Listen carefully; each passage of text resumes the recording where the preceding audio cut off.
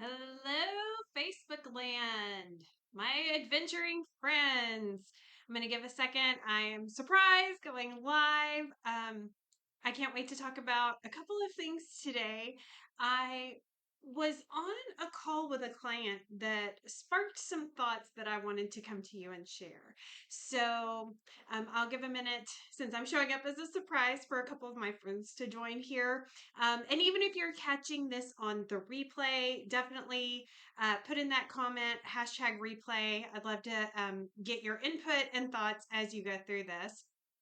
So here's what's happening. I was on a call with a client and she very kindly said, I think I underestimated some of the different people wanting to go on this trip with them, really understanding what level of adventure they want, what level of luxury they want.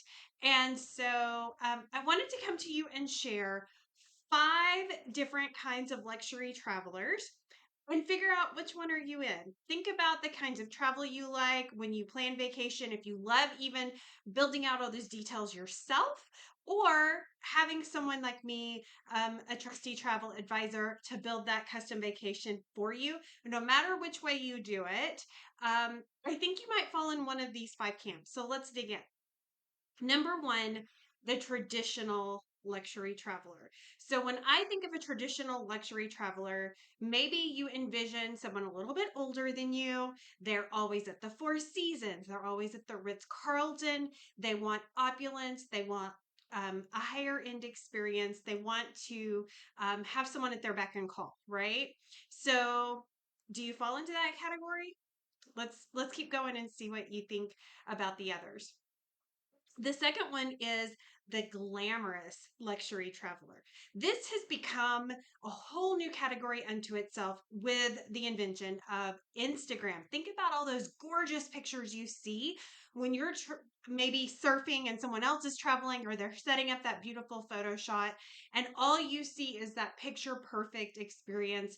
I think flying dress photo shoots in Santorini. I think those overwater bungalows that you see in the Maldives or Bora Bora. Maybe even it is like I'm working on a vacation in Scandinavia for somebody right now, and you can stay in an Arctic ice hotel, a hotel room made of ice. You can stay in a tree house. There is in Scandinavia, actually, I think it's in Sweden, there is a hotel that is a converted airplane, so you can sleep in the captain's cockpit that's been converted into a hotel room. There's really cool experiences all over the globe that you can have. So maybe it is that picture perfect, Instagram worthy experience that you're wanting to have as a luxury.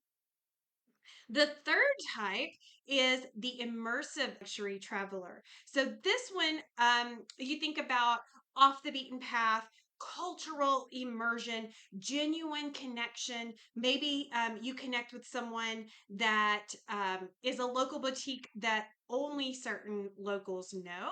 Or to me, I think of an immersive experience. When I had the privilege to go to Jordan a couple of years ago, I was invited into a local Bedouin family's home to eat with them, to break bread with them. And to me, that is the ultimate cultural immersion, is to sit with a local, dine with them, talk to them, learn about them. So maybe that's your kind of travel, the immersive experience. The next one is the undercover tourist, the undercover luxury tourist, I should say. So this one, I think of the word discretion. I think of maybe they, like when they see those pictures on Instagram, they'll say, "Oh, that's not me. I would never do that." But secretly, they really want that. And maybe they go for that VIP experience just for themselves. Do you fall in that category? The fifth and last category of luxury traveler, in my opinion, is a once in a while luxury traveler. So this is maybe that champagne taste on a beer budget, but you do like nice things. So it's all about how much value can you get in that vacation? Are you going to splurge on the business class lie flat seat for the very long flight? across the pond to Europe? Are you maybe going to splurge on that Ritz-Carlton hotel, but you're willing to fly economy? Do you like to have your own private experience through Vatican City in Italy? No matter what it is, there is always a way to custom design a vacation so that it catches you on either side so that it fits your value, it fits your interest, fits your travel style. So, which one of those five do you think you fall in? So, here's the quick summary recap. You have traditional luxury, you have glamorous luxury, you have immersive luxury, you have undercover luxury, and you have once in a while luxury. Which one do you fall in? Now, with that said, I've got to talk about a couple of the really hot destinations. Hot not as in, well, some of them might be weather-wise, but like the place to go in 2024. What trends am I seeing? And I was kind of excited because at least two of the things on the short list of hot destinations right now I actually have on my travel schedule. I'm so excited to bring exciting new information from some pretty exciting destinations. So let's talk about them. So, first and foremost, India. I'm so excited to be going to India and Sri Lanka at the end of April. I can't wait to bring you information about that. But there is a place, Udaipur. That's one of the cities I'll be seeing. And what's really interesting about it is they're calling it the Venice of India. There is this amazing lake palace that's actually surrounded by water. So that's that Venice name. So I'm excited to see that. And I think, some people call it exotic. It's just somewhere maybe not as familiar to a lot of us Westerners. So I'm excited to go see it. I'm excited to go to Sri Lanka too, and see the elephants and have a fabulous experience in a beautiful country I've not been to yet. Next up, it's spring break. A lot of our friends and family are in Mexico right now. Riviera Maya, Cancun, maybe they're in Los Cabos, but there are so many beautiful places in Mexico to see also, like San Miguel de Allende. That is becoming a super hot spot for people to visit. There are hot springs. There is the Pink Church that you can go see. So, some really cool experiences in Mexico, maybe that you haven't seen yet. Next up on the list, still super, super hot. I was just on a call this morning with some colleagues in country for all things Italy. Italy is super, super popular still. So there's very, very limited availability for peak season of summer months, but there's still great opportunities to go. In fact, secret sneak peek. I am currently building out a special group for a fabulous culinary experience from the Tuscan region to the Campania region in October of 2025. So stay tuned. I will be sharing more info very, very soon once we have all the details locked in and have a couple of seats open. It definitely will be an exclusive experience, private, custom, really cool tastings all along the way. So you're going to want to stay tuned for that. But another area I'm going to see towards the end of the year is something that probably feels, how do I describe it? Like the last frontier, maybe. It is a place that people consider for sure a bucket list. Check it off the list.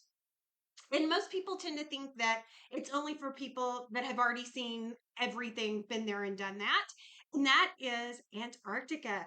I cannot wait this winter season to go to Antarctica on an expedition voyage, sail Drake's Passage, bring you insight of what it's really like to go to Antarctica, what it's like to have a day or two in the southern part of Patagonia. So I cannot wait to bring that to you later this year. It is definitely a hot destination. Now, I've got just a couple of more based on what I'm seeing in my agency, as well as what some of my colleagues are seeing too. And first, France, Paris, it's hot. The Olympics are going to be in France this summer. So, unless you're going and you want to have that bucket list experience of being at the opening ceremony or at some of the events, that those few weeks of the summer you might want to avoid just because of all the chaos and all the people around it. But France is still a fabulous place to go and see and taste and experience. So that'll be something that's worth considering. Japan, right now, we are just right almost to that peak cherry blossom season. So if you are thinking about visiting Japan, you'd love to go and experience those cherry blossoms, see all that Japan has to offer. Maybe it's not this spring, but we can start talking about next spring. I think it's still going to be a very popular destination even into 2025 and beyond, since they just for about a year now have been having visitors come back post pandemic. So, definitely something to keep in mind as you're dreaming about where in the world you want to go. Now, the last area of the globe that feels super popular right now, I have quite a few clients actually considering and planning to go on vacations to the Iberian Peninsula. That is all things Portugal and Spain. What a beautiful part of the world in Europe to get away and have cool experiences. Portugal is great. There's the Algarve area, which is the southern part of Portugal, so you can have a beach experience. You can go up that coast into Porto and try some ports and some wines and do some great tastings. Of course, all things in Lisbon are fabulous too. Um, the other one too is Spain. You know, Barcelona is beautiful and has rich culture and history. Madrid, the same. Of course, all the food, all the tapas across the country. But there's a couple of other spots that maybe you haven't thought of going to before in the southern half, and that's Seville, which there is really interesting architecture there. And then, as like a day trip out of Seville, you can go to Ronda, I think is how they say that.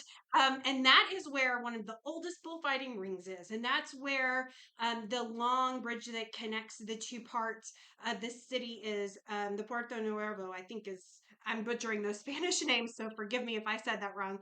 But it is a fabulous experience. So, from the far southern tip in Antarctica to the north in Scandinavia, all across Europe, there are some fabulous vacations and destinations to experience.